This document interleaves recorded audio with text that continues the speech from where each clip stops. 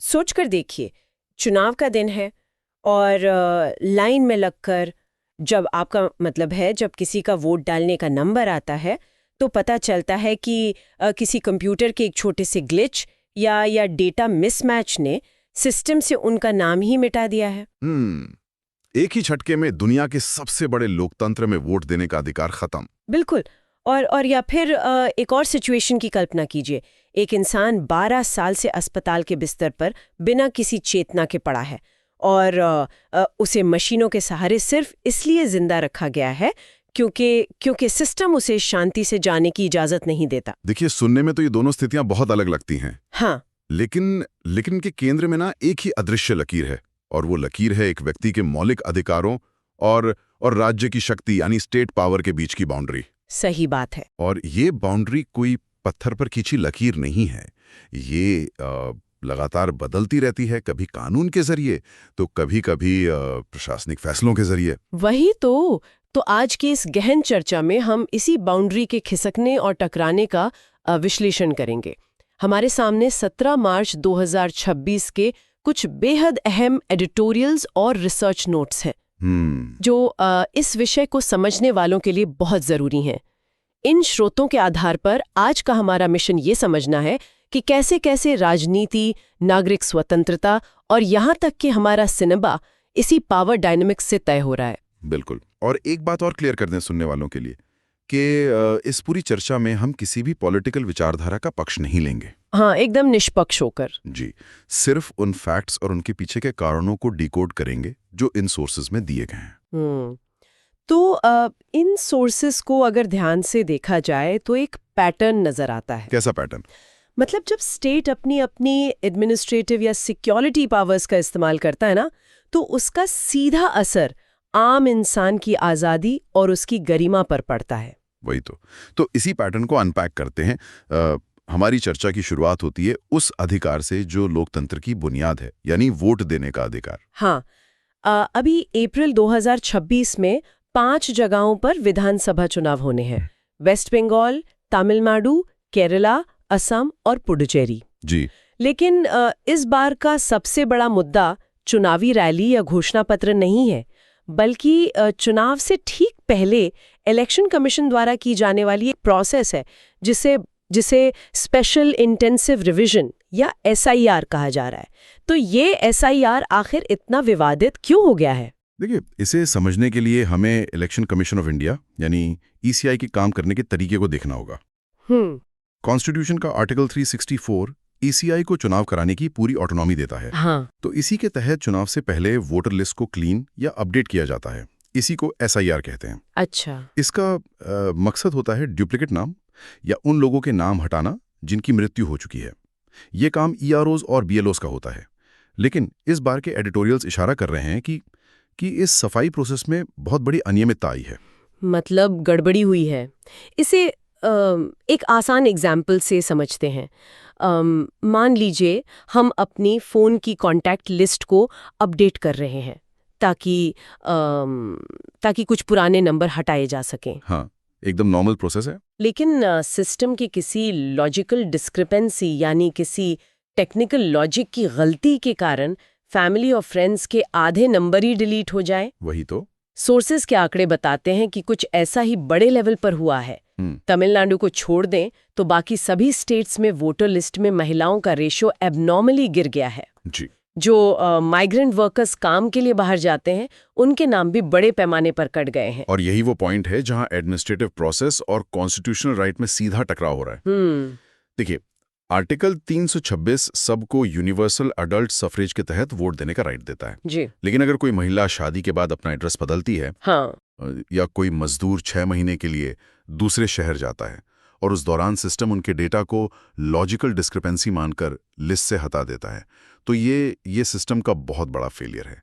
और वेस्ट बंगाल का फिगर तो और भी हैरान करने वाला है। हाँ, वेस्ट बंगाल, वहां लगभग 7 लाख वोटर्स के नाम इसी लॉजिकल डिस्क्रिपेंसी के कारण जुडिशियल रिव्यू में डाल दिए गए हैं। 7 लाख? हाँ, 7 लाख। ये कोई छोटा मोटा फिगर नहीं है। चुनाव सर पर है और इतनी बड़ी आबादी को पता ही नहीं है कि वो वोट दे पाएंगे या नहीं। मतलब अगर किसी के पास वोटर आईडी कार्ड है तो अचानक उसका नाम ऐसे रिव्यू में कैसे जा सकता है? देखिए, ये representation of the people act 1950 के तहत डेटा सिंकिंग की प्रॉब्लम है। अच्छा। जब वोटर का नया डेटा पुराने डेटाबेस से पूरी तरह मैच नहीं होता ना, तो सॉफ्टवेयर उसे फ्लैग कर देता है।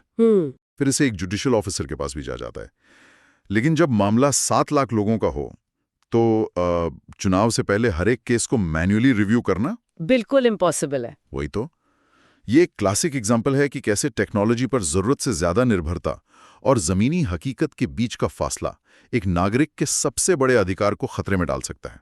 सही बात है। और बंगाल से जुड़ी एक और बहुत अहम बात इन सोर्सेज में दी गई है। क्या? 2021 के चुनाव वहां 8 फेज में हुए थे, लेकिन इस बार 2026 में ईसीआई ने इसे घटाकर सिर्फ 2 फेज कर दिए। ये एक बहुत बड़ा स्ट्रैटेजिक शिफ्ट है। इसका कारण क्या हो सकता है? इसके पीछे लॉजिस्टिक्स और पॉलिटिक्स दोनों के लेसन्स हैं। अच्छा। जब चुनाव 8 फेजेस में खिंचता है तो मॉडल कोड ऑफ कंडक्ट महीनों तक लागू रहता है। इससे सरकारी काम ठप हो जाते हैं। हाँ, पॉलिसी पैरालिसिस हो जाता है। बिल्कुल। और 2021 में इस लंबे कैंपेन का मतलब था कि पोलराइजेशन करने वाले बयान देने के लिए नेताओं को बहुत ज्यादा वक्त मिला। विट्यूपरेटिव कैंपेन जिसे कहते हैं। वही। इसके अलावा सिक्योरिटी फोर्सेस को हफ्तों तक एक स्टेट से दूसरे स्टेट में घुमाना बहुत कॉस्टली होता है। तो कम फेजेस का सीधा मतलब है कम खर्चा, फोर्सेस का बेटर डिप्लॉयमेंट और सबसे इंपॉर्टेंट वोटर फटीग कम होना। एकदम सही। और अगर हम बाकी स्टेट्स की पॉलिटिकल पिच पर नजर डालें तो वहां का सीन भी काफी इंटरेस्टिंग है। हाँ, हर स्टेट की अपनी अलग डायनेमिक्स है। जैसे केरला का पॉलिटिकल ऑल्टरनेशन मॉडल बड़ा दिलचस्प है, जहां पावर एलडीएफ और यूडीएफ के बीच आती जाती रहती है। और इस बार वहां बीजेपी भी अपना स्पेस बनाने की कोशिश कर रही है। और असम में तो ये पूरी तरह से आइडेंटिटी और सिटीजनशिप की पॉलिटिक्स पर टिका है। हाँ। वहां बीजेपी का सीधा मुकाबला कांग्रेस लेड फ्रंट से है।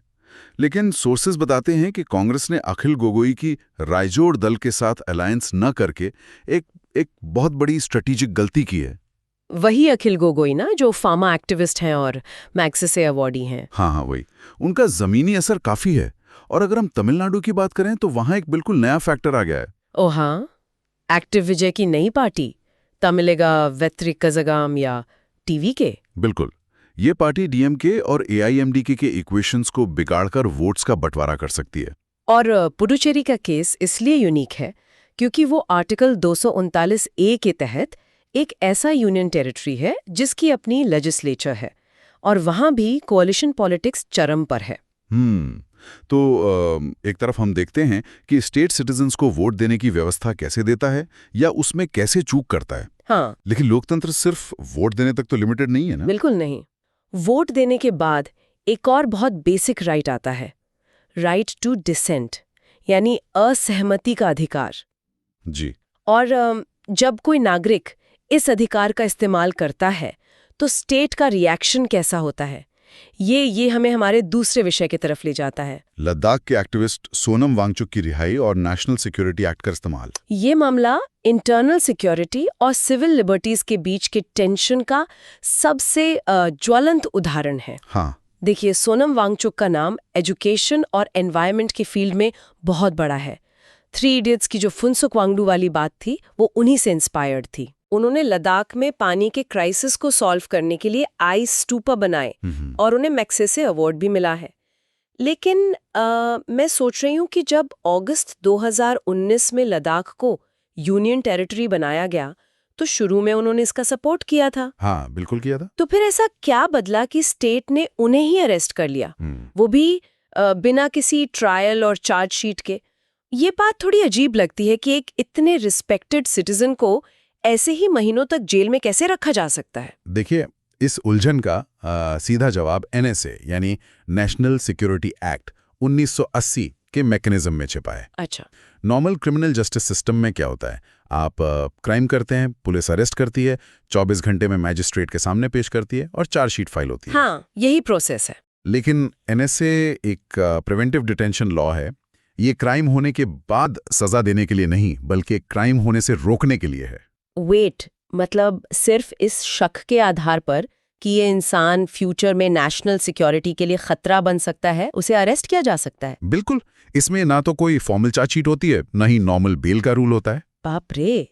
हुआ क्या कि लद्दाख में सितंबर 2025 में फुल स्टेटहुड और कॉन्स्टिट्यूशन के 6th शेड्यूल को लेकर प्रोटेस्ट्स हुए थे। इन प्रोटेस्ट में काफी वायलेंस हुआ और कुछ मौतें भी हुई।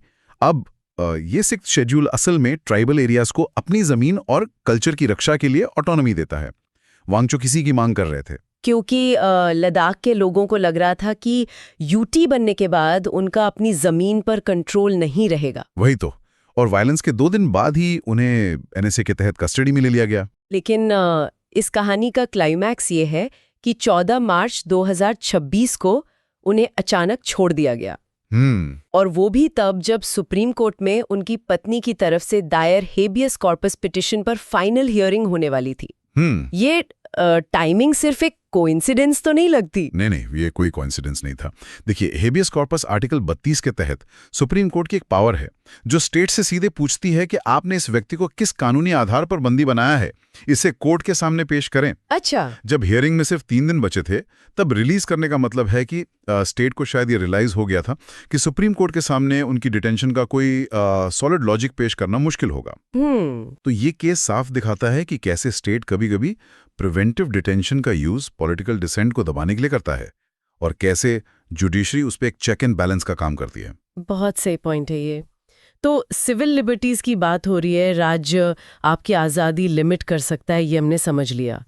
लेकिन क्या राज्य ये भी तय कर सकता है कि आप अपनी जिंदगी कैसे खत्म करेंगे? ये एक बहुत ही गहरा और सेंसिटिव सवाल है। हाँ, और ये हमें हमारे तीसरे टॉपिक की तरफ ले जाता है, जो हमारी बॉडी और लाइफ के सबसे पर्सनल राइट्स से जुड़ा है। ये सुप्रीम कोर्ट के हाल ही के एक फैसले से जुड़ा है, हरीश राणा केस जी, जहां मुद्दा गरिमा के साथ मरने का अधिकार यानी right to die with dignity का है। बिल्कुल। ये टॉपिक सीधे कॉन्स्टिट्यूशन के आर्टिकल 21 यानी right to life and personal liberty को एक नया डायमेंशन देता है। हरीश राणा पिछले 12 साल से पर्सिस्टेंट वेजिटेटिव स्टेट या पीवीएस में थे। हाँ, और जो लोग इस पीवीएस कंडीशन के बारे में नहीं जानते, उन्हें बता दूं कि एक ऐसी पेनफुल मेडिकल स्टेट होती है जहां इंसान की सांसें तो चलती हैं, लेकिन दिमाग में कोई कॉन्शियसनेस नहीं होती। वो इंसान एक मशीन की तरह वेंटिलेटर और फीडिंग ट्यूब के सहारे जिंदा रहता है। वही तो। और यहीं पर कानून और मेडिकल साइंस के बीच एक बहुत बड़ा एथिकल टकराव पैदा होता है। हाँ। भारत में यूथेनेशिया या इच्छा मृत्यु का टॉपिक हमेशा से कॉम्प्लेक्स रहा है। 1996 के फेमस ज्ञान कौर केस में सुप्रीम कोर्ट ने कहा था कि जीने के अधिकार में मरने का अधिकार शामिल नहीं है। अच्छा। लेकिन फिर 2018 में कॉमन कॉज केस में एक बहुत बड़ा शिफ्ट आया, जिसने लिविंग विल के कॉन्सेप्ट को रिकॉग्नाइज किया। ये लिविंग विल का कॉन्सेप्ट बड़ा इंटरेस्टिंग लगा मुझे सोर्सेज में पढ़कर। हम लोग नॉर्मल अपनी प्रॉपर्टी या पैसों के लिए एक फाइनेंशियल विल बनाते हैं ना। हाँ, वसीयत। वही। हाँ। तो लिविंग विल एक्चुअली हमारी बॉडी और पीस ऑफ माइंड की वसीयत है। ये तब काम आती है जब इंसान खुद डिसीजन लेने की हालत में ना हो। इसमें पहले से लिखा होता है कि अगर मैं कभी ऐसी पीवीएस वाली हालत में पहुंच जाऊं तो मुझे आर्टिफिशियली जिंदा ना रखा जाए। इस एग्जाम्पल से ना बात बिल्कुल क्लियर हो जाती है। हाँ। तो 2026 के इस हरीश राणा केस में सुप्रीम कोर्ट ने इसी प्रिंसिपल को आगे बढ़ाया और फैमिली को हरीश का लाइफ सपोर्ट हटाने की परमिशन दे दी। लेकिन यहाँ ये समझना बहुत जरूरी है कि इंडिया में हर तरह की यूथनेशिया लीगल नहीं है। अब पूरी तरह से इलीगल है। जी। एक्टिव यूथनेशिया का मतलब होता है कि किसी पेशेंट को इंटेंशनली कोई इंजेक्शन या ऐसी दवा देना जिससे उसकी डेथ हो जाए, जैसे कि नेदरलैंड्स वगैरह में ये लीगल है। अच्छा। लेकिन इंडिया में सिर्फ पैसिव यूथनेशिया अलाउड है। मतलब पेशेंट का जो आर्टिफिशियल सपोर्ट सिस्टम है ना, जैसे वेंटिलेटर, उसे हटा लेना और नेचर को अपना काम करने देना। इस पूरे इशू में मुझे एक बात बहुत डीप लगी। क्या? देखिए, मेडिकल टेक आज इतनी एडवांस्ड हो गई है कि वो एक अनकॉन्शियस बॉडी को बरसों तक जिंदा रख सकती है। हाँ, वो तो है। लेकिन एक सोर्स में लिखा है सिर्फ इसलिए कि टेक किसी को जिंदा रख सकती है, क्या इसका मतलब ये है कि ऐसा होना ही चाहिए? ये एक quantity of life versus quality of life की डिबेट है। बहुत खूब। इंसान का शरीर स्टेट की प्रॉपर्टी नहीं है ना, और ना ही मेडिकल साइंस का कोई लैब एक्सपेरिमेंट है। और यही वो जगह है जहां स्टेट जुडिशरी के जरिए ये एक्सेप्ट कर रहा है कि डिग्निफाइड लाइफ का राइट तभी पूरा होता है जब उसमें डिग्निफाइड डेथ का राइट भी हो। बिल्कुल। ये डिसीजन ह्यूमैनिटी और साइंस के बीच बैलेंस बनाने की कोशिश है। वही तो। अब इस डिग्निफाइड एग्जिट की चर्चा से थोड़ा आगे बढ़ते हैं, एक डिग्निफाइड और इंक्लूसिव सोसाइटी की तरफ, जहां एक बहुत बड़ा हिस्टोरिकल चेंज आया है। और ये चेंज सीधा हमारी एंटरटेनमेंट इंडस्ट्री से जुड़ा है। हाँ, 15 मार्च 2026 से एक नया रूल अप्लाई हुआ है। इंडिया में रिलीज होने वाली सभी नई फिल्मों में ऑडियो डिस्क्रिप्शन और सेम लैंग्वेज कैप्शंस होना कंपलसरी होगा। ये डिसेबिलिटी राइट्स यानी PWD कम्युनिटी के लिए एक बहुत बड़ी जीत है। ये नियम असल में rights of persons with disabilities act 2016 के सेक्शन 42 का एक्सटेंशन है, जो इक्वल एक्सेस टू इन्फॉर्मेशन की बात करता है। लेकिन एक सेकंड, ये काम कैसे करेगा ठीक से? मतलब अगर कोई देख नहीं सकता या सुन नहीं सकता तो वो थिएटर में जाके मूवी कैसे एंजॉय करेगा? देखिए, इसका सोल्यूशन है सिंक्रोनाइज्ड मोबाइल एप्स। अच्छा। थिएटर्स में ये टेक सेटअप की जाएगी। जो लोग देख नहीं सकते वो अपना स्मार्टफोन लेंगे, ईयरफोन्स लगाएंगे और ऐप ऑन कर लेंगे। अब मूवी में जब कोई डायलॉग नहीं चल रहा होगा ना, जैसे कोई इंटेंस एक्शन सीन है, हाँ, तो उस खाली गैप में एक वॉइस ओवर सीन को डिस्क्राइब करेगा। इसी को ऑडियो डिस्क्रिप्शन कहते हैं। वाओ। और जो लोग सुन नहीं सकते उनके लिए स्मार्ट ग्लासेस या स्क्रीन पर एग्जैक्ट कैप्शंस आएंगे।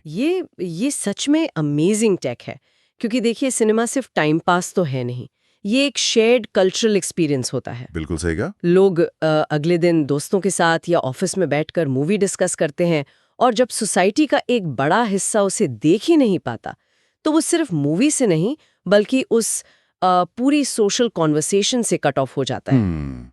और इसी को हम कल्चरल इंक्लूजन कहते हैं। इतने सालों से PWD कम्युनिटी को इन पब्लिक स्पेसेस से बाहर ही रखा गया था।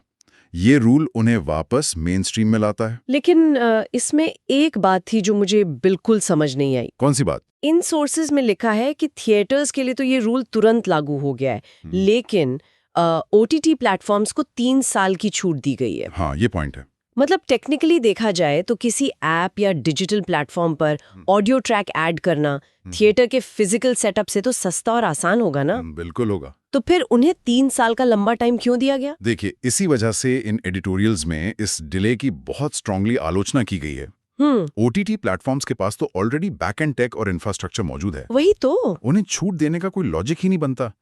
ये साफ दिखाता है कि जब पॉलिसीज बनती हैं तो कभी-कभी कॉर्पोरेट लॉबिंग या सरकारी सुस्ती के चलते ऐसे डिसीजंस आते हैं जो ओरिजिनल लॉ के स्पिरिट को ही वीक कर देते हैं। बिल्कुल, ये काफी डबल स्टैंडर्ड वाली बात लगती है।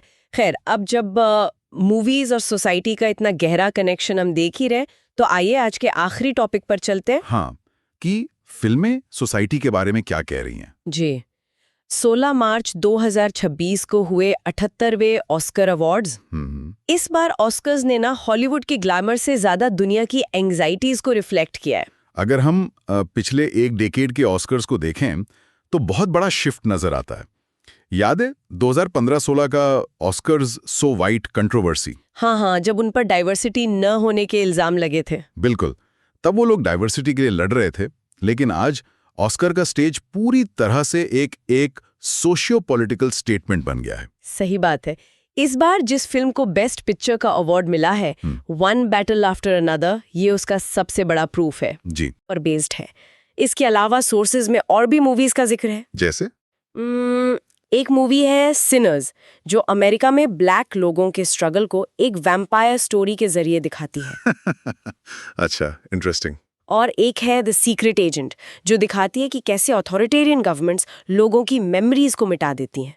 मतलब लग रहा है कि अब सिनेमा सच्चाई से भागने का नहीं, उससे टकराने का जरिया बन गया है। इस ट्रेंड को सिनेमा ऑफ सोशल एंग्जाइटी कह सकते हैं। आज देखिए, ग्लोबल लेवल पर अथॉरिटेरियनिज्म, रेसिज्म और इंस्टीट्यूशंस के फेल होने का एक डर बैठा हुआ है लोगों में। बिल्कुल। जब नागरिक नॉर्मल तरीके से अपनी आवाज नहीं उठा पाते, जैसे हमने सोनम वांगचुक वाले केस में देखा, तो आज और सिनेमा वो मीडियम बन जाते हैं जहां ये रेजिस्टेंस रिकॉर्ड किया जाता है। ऑस्कर का इन फिल्मों को रिकॉग्नाइज करना बताता है कि अब आर्ट सोसाइटी की कड़वी सच्चाइयों को इग्नोर नहीं कर सकती। तो आज के इन तमाम सोर्सेज और टॉपिक्स को एनालाइज करने के बाद एक काफी क्लियर पिक्चर बनती है।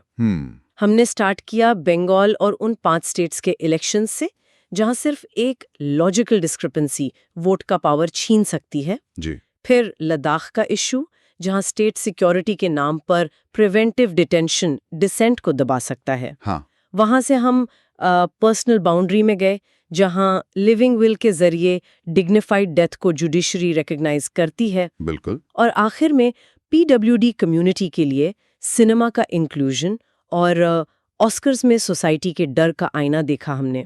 और इन सभी अलग अलग लगने वाले टॉपिक्स में ना एक ही कॉमन थ्रेड है। वो क्या? इंडिविजुअल और सिस्टम के बीच का टेंशन।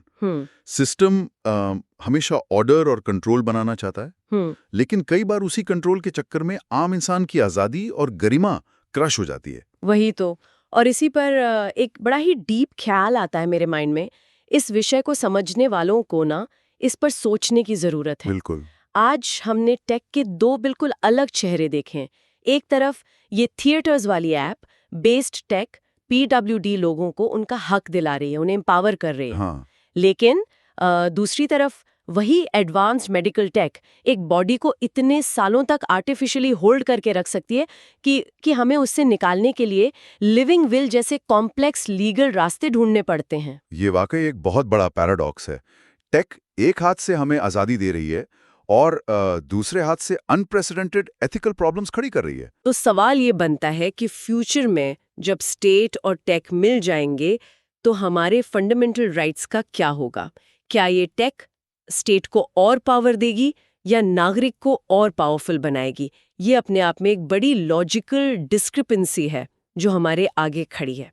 तो बस इसी आखिरी सवाल और सोच के साथ हम आज की इस गहन चर्चा को यहीं रोकते हैं।